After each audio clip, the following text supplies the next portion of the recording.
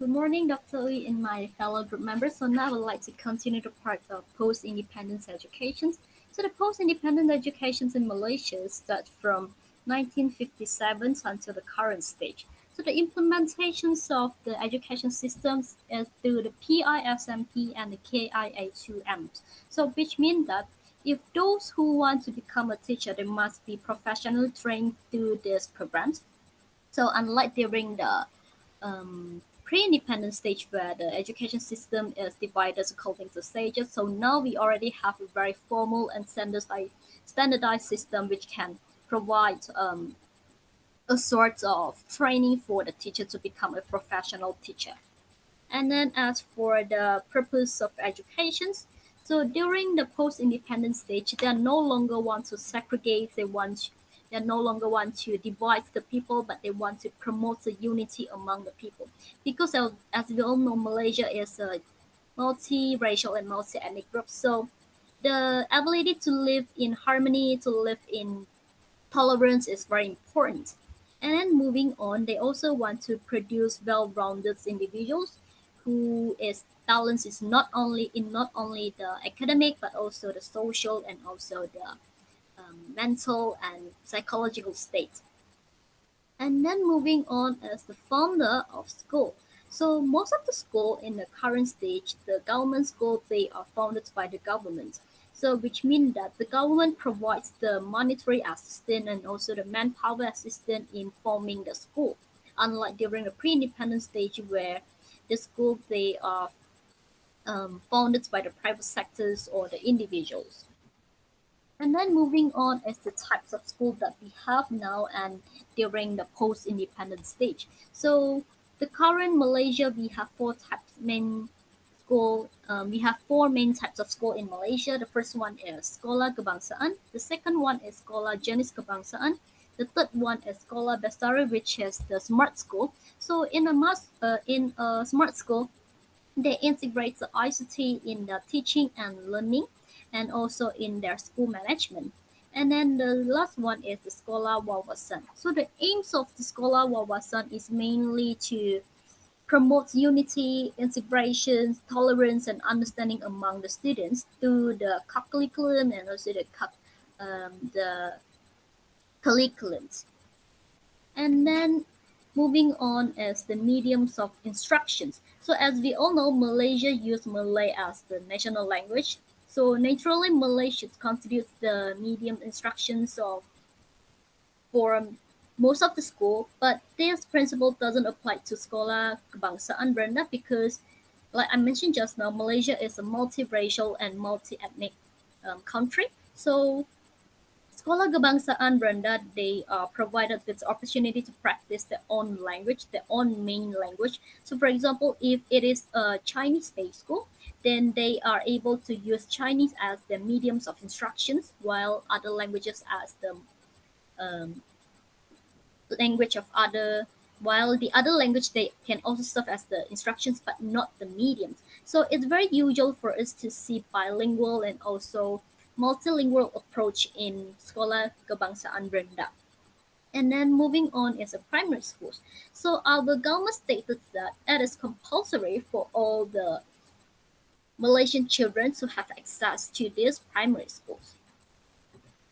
And then moving on is the secondary school. So now we are very lucky because the secondary school is offered for all types of school, which means all races regarding the Chinese, Mandarin, or Malay, they are provided with chance to have secondary school educations. So unlike during the pre-independent stage where it is only offered to English teaching and English learning school.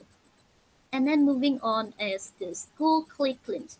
So now the education system is standardized where we have standardized national examinations such as the PD3, the SPM, and the UPSRs. So these types of standardized examinations is very important because they serve as a benchmark of what deemed as qualified, what deemed as important for the country.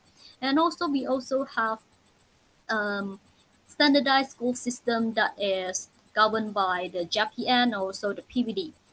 The on top of that, we also have learning and teaching resources that is based on the ESCAPI and not just randomly choose not just randomly choose according to on culture or on syllabus. So after that is upon completion of school.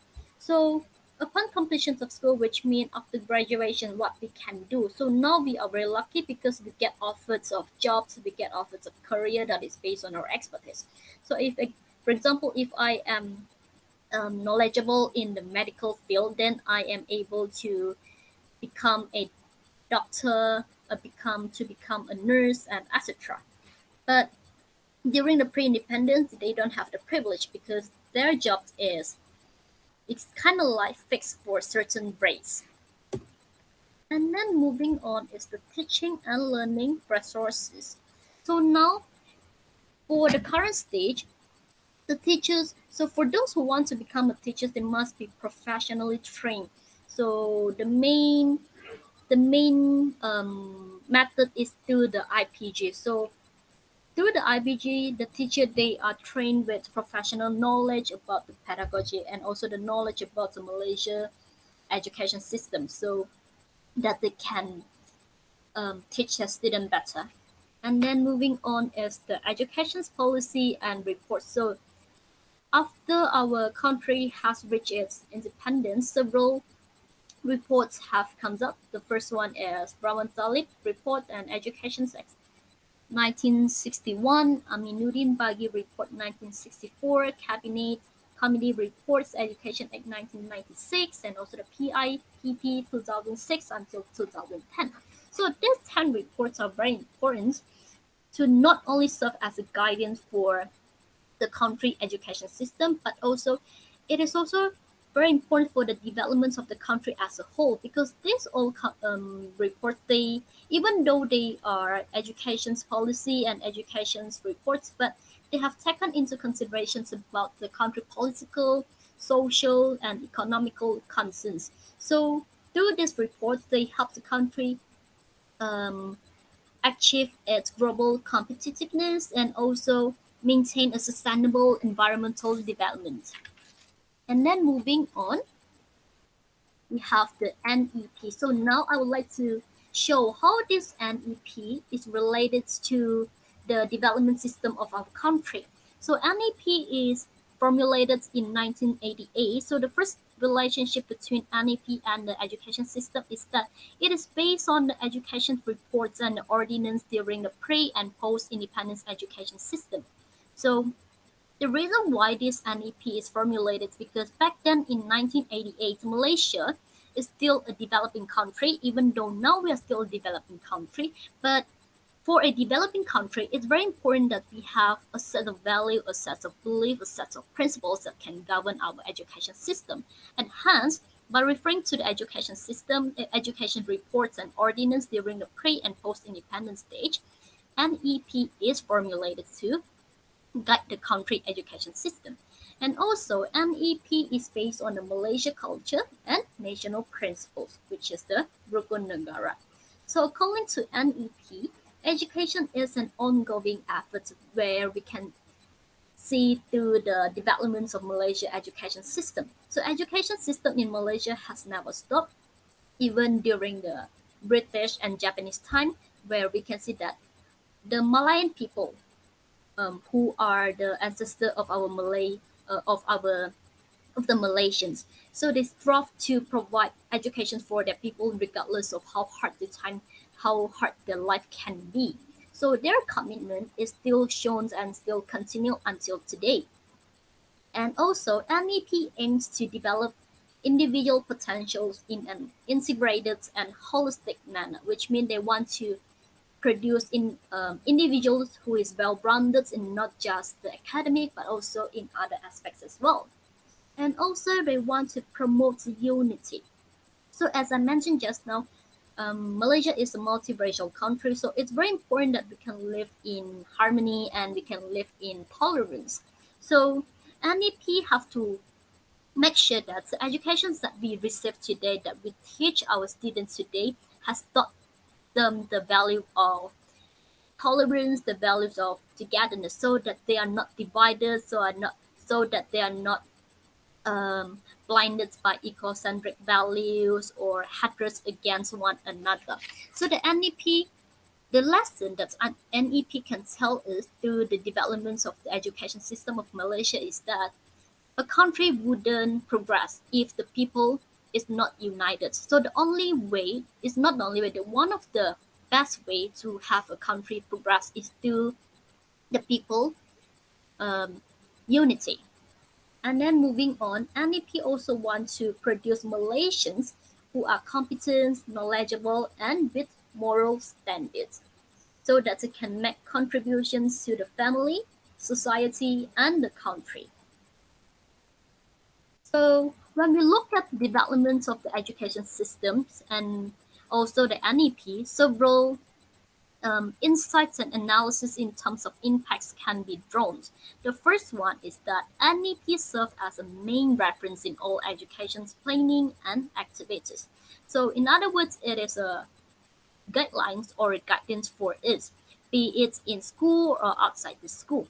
So when we carry out school or education related activity, it's very important that the activity reflects the NEP vision, mission, and the values so that the activities can be beneficial for not only the school but also the country in the long run. And then the next one is the realizations of comprehensive educations. So when we talk about comprehensive education, it means that we have to provide a holistic and integrated educations that have taken into consideration about the student's academic, curriculum, physical, emotional, and welfare. So it it is very usual for us to see today school have provided the not only the activities or the curriculum that related to the academic and also the curriculum, but also services such as the counseling and healthcare, because this is very important for the students' welfare as well, which is important in the concepts of comprehensive educations. And then the next one is the importance of tolerance and harmony. Like I mentioned just now, we are a multi-ethnic country. So the awareness of diversity is very important. So this awareness must be cultivated and taught to our students from a very young age so that they can practice this awareness when they become a grown up and have this practice when they enter into the society. And then the next one is teacher expertise in many aspects. So, like I mentioned just now, NEP aims to produce individuals who is integrated and holistic, so which means it is comprehensive. So, teacher herself or himself or herself must equip they himself or herself with knowledge and expertise in many aspects. For example, like ICT. But this is still a very challenge because not all teachers um, have the knowledge about ICT. So the implication here we can also draw is that we have to drive ourselves to have that particular aspects of knowledge so that we can benefit our students, and especially during this pandemic time we have to adjust ourselves so that we can have way that can benefit our student in the long run. And then the next one is the awareness of educators' responsibility. So we have to aware that teaching is not just a profession, but also a commitment. So we have so many responsibility and commitments other than just teaching. So moving on, I would like to invite my group members Florence to continue her parts of implications and the following parts. Thank you.